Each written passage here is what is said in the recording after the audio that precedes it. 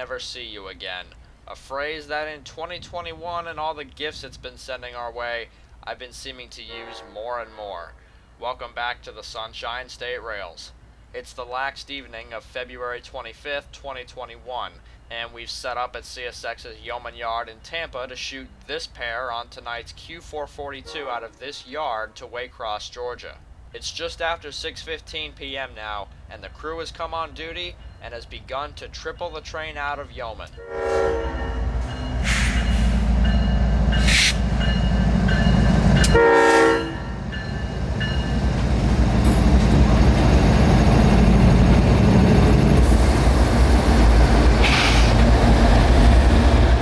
I'm not going to ramble on about these engines too much because if you're a rail fan period, you probably know just about everything about them. However, these two, along with 911, the other specially painted honor unit from CSX, had been sitting in storage at Waycross for just over a year and a half, having re-emerged to revenue service just under 2 weeks ago due to CSX reportedly being power short.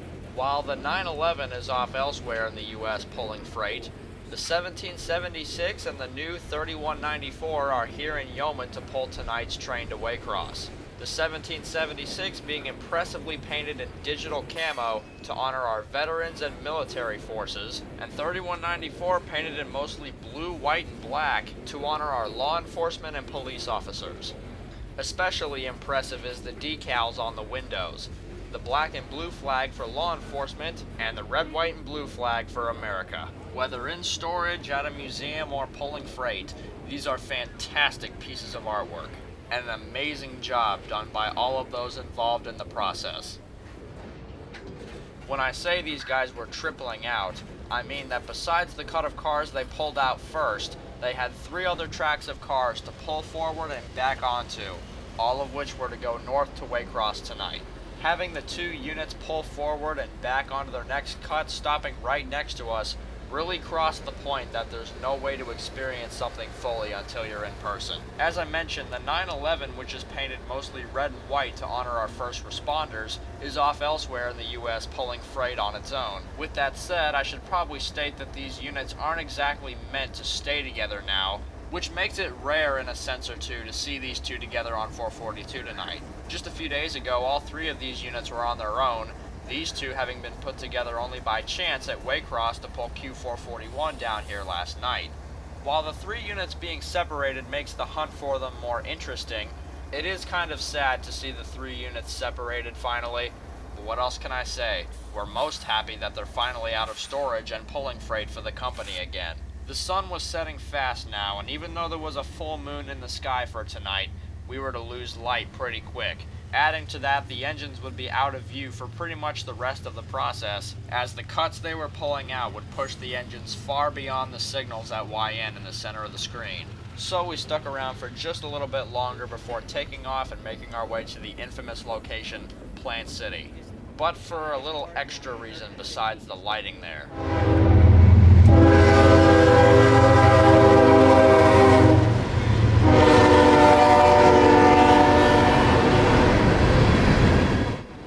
Down to Plant City, and this dude shows up.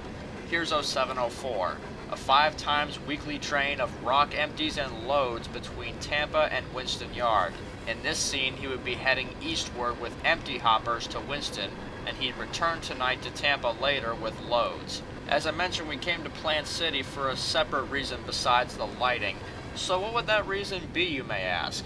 Well, it's due to a picture my friend Trevor sent me about a week ago. This specific signage, which has gone up for the S-Line crossings in downtown, a 2-section railroad crossing warning sign, the bottom being tarped over because the no train horn labeling it has is not in effect yet. Yeah, you heard that right.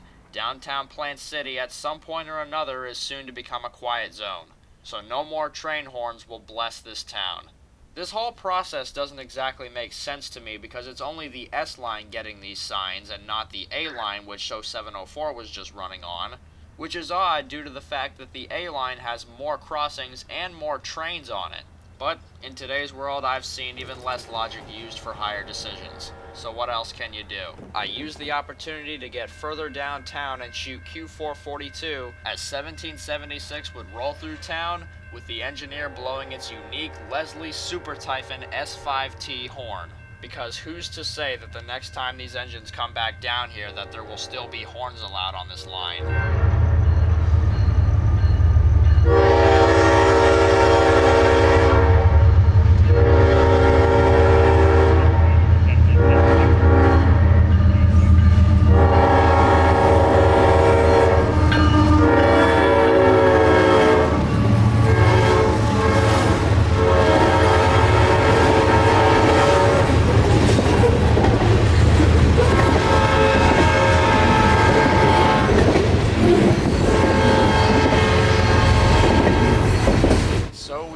The Plant City shot, and just like that, the chase had begun, following up Sidham north on State Road 39, the Paul Buckman Highway.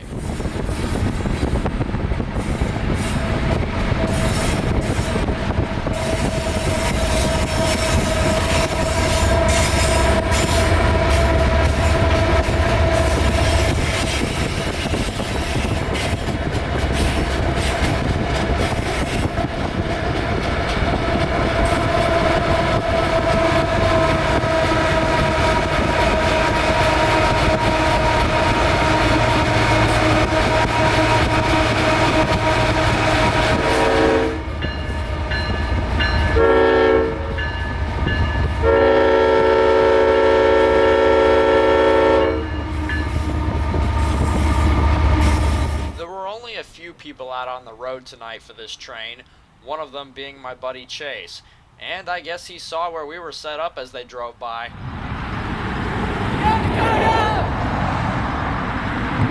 Caught me just about as off guard as it probably did the people driving behind them. We're set up here at the south end of Knight's Siding, and for whatever reason these guys were crawling past here.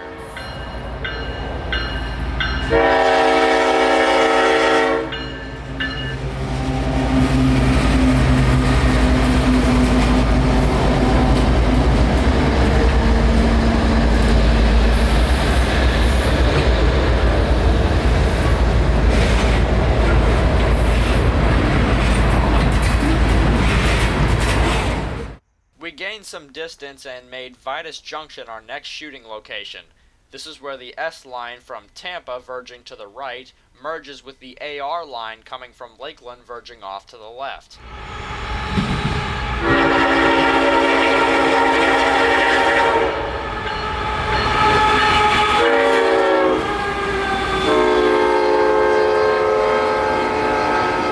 Following them about half a mile north from there, and we're back to crawling speed.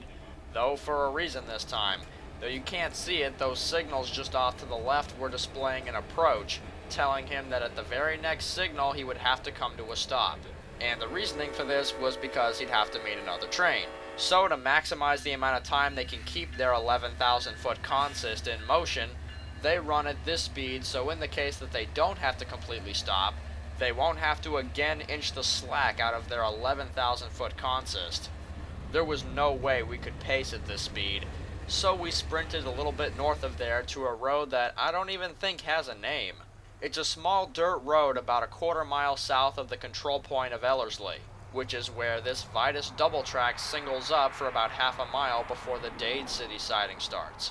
So those signals were as far as this train could go before they would have to stop and wait on their opposing train. Though it took a bit of time, soon enough they inched around the corner and made their way to us slowly but surely. And I can't say I really expected what happened next.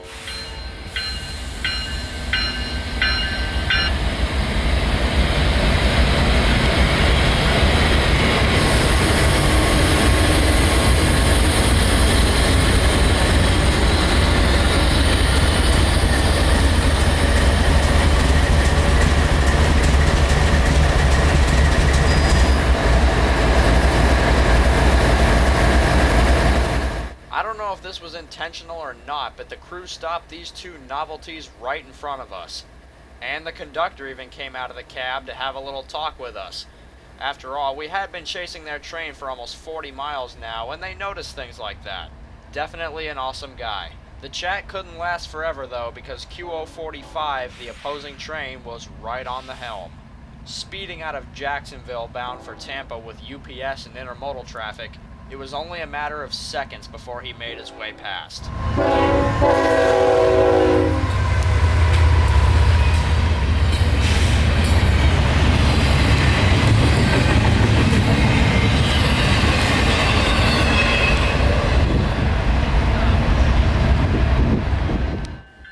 A farewell to our new friend, and Q442 is back off northward for Waycross.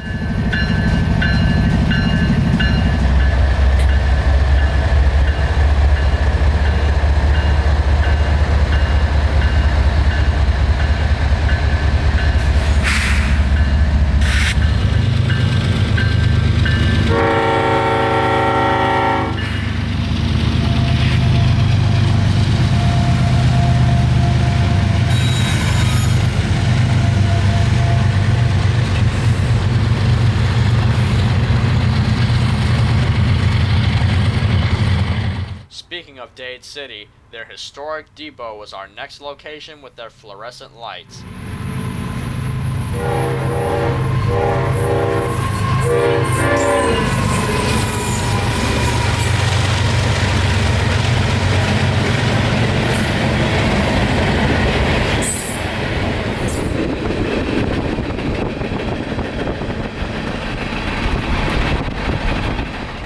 Location, South End Lacucci. Throttle wide open.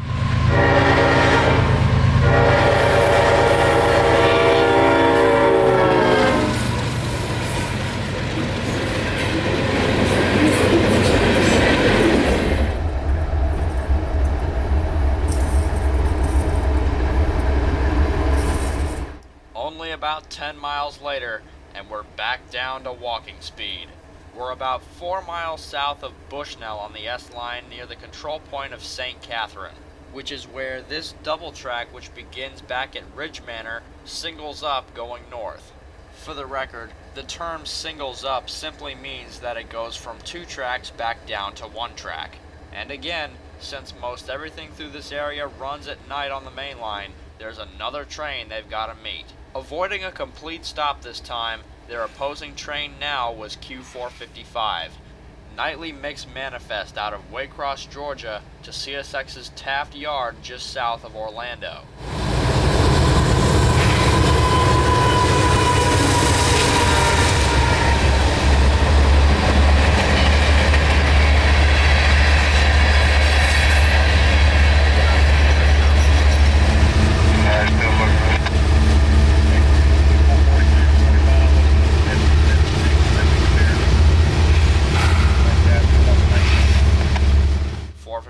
Was out of the way in almost no time at all, and now with a high green on the mast at St. Catherine, Q442-25 can again speed off northward.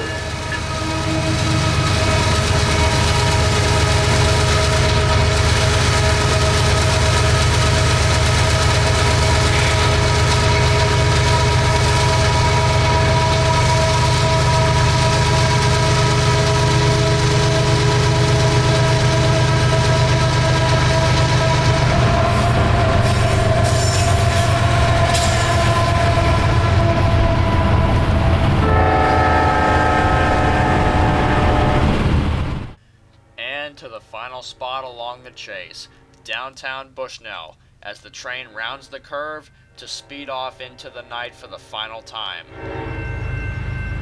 25, locomotive 1776, clear south end of Bushnell.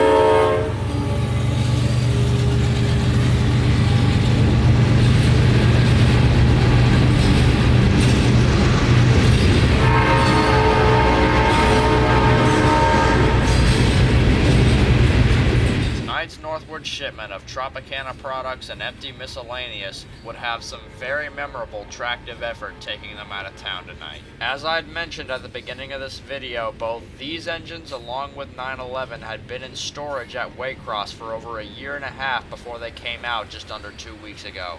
And as much as it pains me to say, I've heard from quite a number of people that these units have gone back into storage as of today, which is February 27th. This message is pretty sudden considering that I found out literally midway through editing this video that this was likely the case. All 3 units are back at Waycross, and who's to say when they'll leave again. So as crazy as it is to say, this Q442 headed north out of town tonight would be the last set of commodities these engines were to pull before their hibernation state would resume. Who knows how long this hibernation will last, but for now, we have to say another farewell to these phenomenal engines. It's sad to see all 3 of these engines thrown into a shed because of the thoughts of one manager, but I guess that's just how it goes. So on possibly 1776 and 3194's last revenue run for a while, we say farewell to Q442 and the awesome crew which made this night even more special with their stop at Ellerslie. So with that, in Bushnell, Florida, this is Kotabeaner, and I'll see you next time on the Sunshine State Rails.